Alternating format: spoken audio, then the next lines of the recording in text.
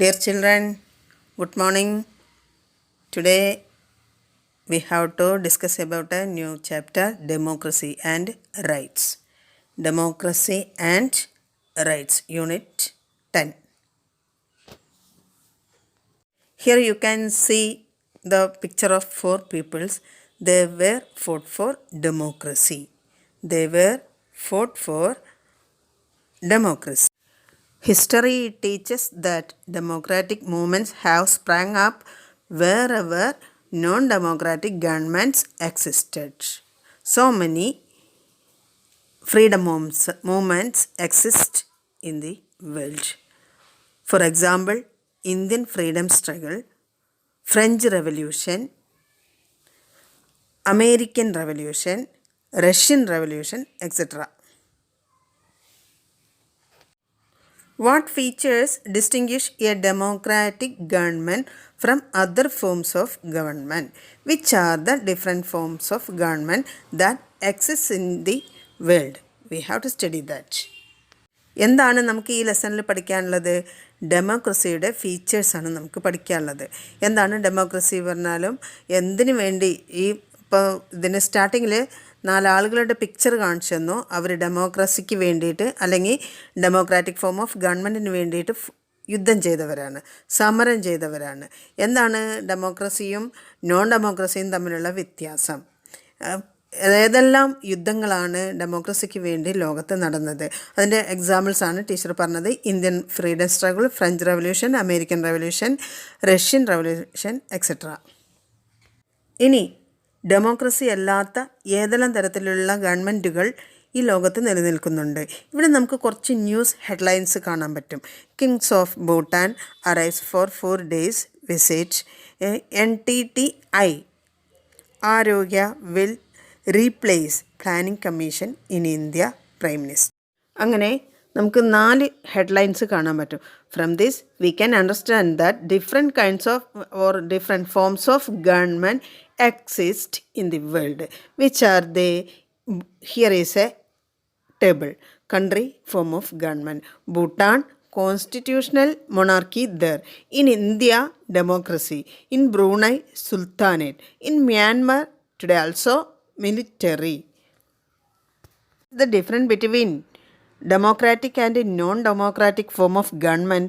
A non-democratic government is formed by an individual or a group of individuals who established power and rule the country according to their own interest. എന്താണ് non democratic government എന്ന് പറഞ്ഞാൽ? ഒരു government ഒരു വ്യക്തിയോ അല്ലെങ്കിൽ ഒരു കൂട്ടം ആളുകളോ ഉണ്ടാക്കുന്ന ഒരു ഗവൺമെൻറ്റാണ്. അതിൽ അവരുടെ ഇഷ്ടത്തിനനുസരിച്ചാണ് ഭരണം നടത്തുക. എന്നാൽ ഡെമോക്രാറ്റിക് ഗവൺമെൻറ് എന്ന് പറഞ്ഞാലോ, a government formed by the representatives of the people is called democratic government. ജനങ്ങൾ തെരഞ്ഞെടുത്ത ആളുകൾ ഫോം ചെയ്യുന്ന, രൂപം കൊടുക്കുന്ന ഗവൺമെൻറ്റാണ് ഡെമോക്രസി. ഈ ഡെമോക്രാറ്റിക് ഗവൺമെൻറ്റിൽ ജനങ്ങളുടെ ഇഷ്ടത്തിനനുസരിച്ചായിരിക്കും ഭരണം നടത്തുക. What is different between democratic government and non democratic government? Here is a table. Listen here. Government formed by the representatives of elected by the people. Representatives elected by the people. ജനങ്ങൾ തിരഞ്ഞെടുത്ത representatives form ചെയ്യുന്ന ഗവൺമെൻറ്റാണ്. പക്ഷേ non democratic ആണെങ്കിൽ power is passed on hereditarily or is captured. അധികാരം തലമുറകളായി കൈമാറപ്പെടുന്നതോ അല്ലെങ്കിൽ പിടിക്കപ്പെടുന്നതോ ആണ്. അതായത് ഒരു രാജാവ് വന്ന് ആക്രമിച്ച് കീഴടക്കി പിടിക്കപ്പെടുന്നതോ ആയിരിക്കും നോൺ ഡെമോക്രാറ്റിക് ഗവൺമെൻറ്റിൽ. ഡെമോക്രസിയിൽ പീപ്പിൾസ് ഫോം ചെയ്യുന്നത്. Freedom of speech and rights of the people are legally enshrined. നിയമപരമായിട്ട് ജനങ്ങളുടെ സംസാരത്തിനും അതുപോലെ അവകാശങ്ങൾക്കും ഉള്ള നിയമങ്ങൾ ഉണ്ടായിരിക്കും. പക്ഷേ നോൺ ഡെമോക്രാറ്റിക്കിലാണെങ്കിലോ, നോൺ ഡെമോക്രാറ്റിക് ഫോം ഓഫ് ഗവൺമെൻറ്റിലാണെങ്കിൽ freedom of speech and rights of the people are limited ആയിട്ടുള്ള വളരെ കുറഞ്ഞ അവകാശങ്ങളും സംസാരിക്കാനുള്ള അവകാശവും ഒക്കെ ഉണ്ടാവുള്ളൂ എന്നാണ്. Rulers are subjected to law. അതായത് ഭരണാധികാരികൾ പോലും നിയമത്തിൻ്റെ കീഴിലായിരിക്കും.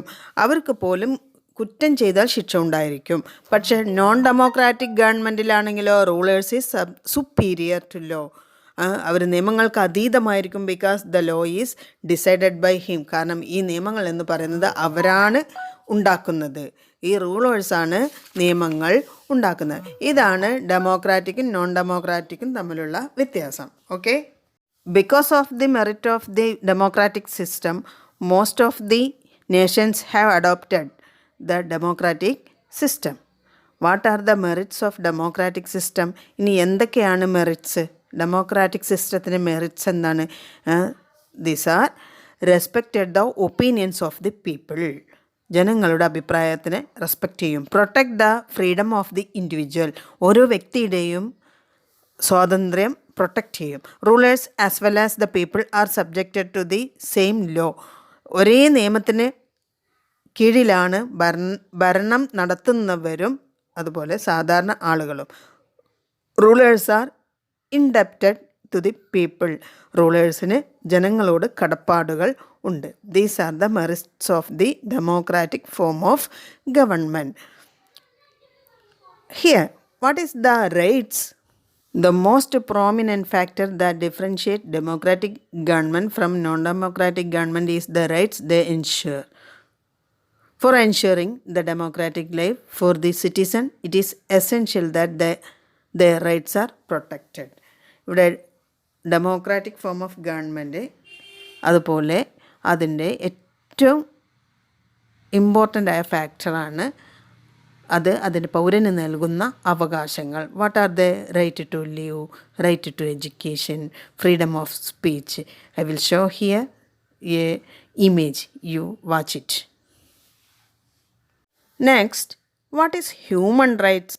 Rights are those conditions to be ensured by the state and the society for the better life and opportunities for its citizens to develop their talents and potentials.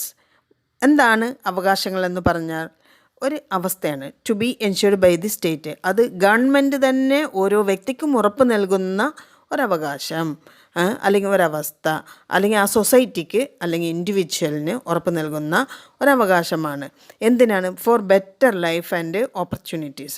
നല്ല ജീവിതത്തിനും അതുപോലെ അവസരങ്ങൾക്കും develop ചെയ്യാൻ, ഇൻഡിവിജ്വലായിട്ട് develop ചെയ്യാനും അവരുടെ കഴിവുകൾ വളർത്താനും, ഓരോ പൗരൻ്റെയും കഴിവുകളും അവരുടെ ഇൻഡിവിജ്വലായിട്ടുള്ള കഴിവുകളും എല്ലാം വളർത്താൻ വേണ്ടിയിട്ട് ഗവൺമെൻറ് നൽകുന്ന ഓപ്പർച്യൂണിറ്റിക്കും ബെറ്റർ ലൈഫിനുമാണ് അവകാശങ്ങൾ എന്ന് പറയുന്നത്.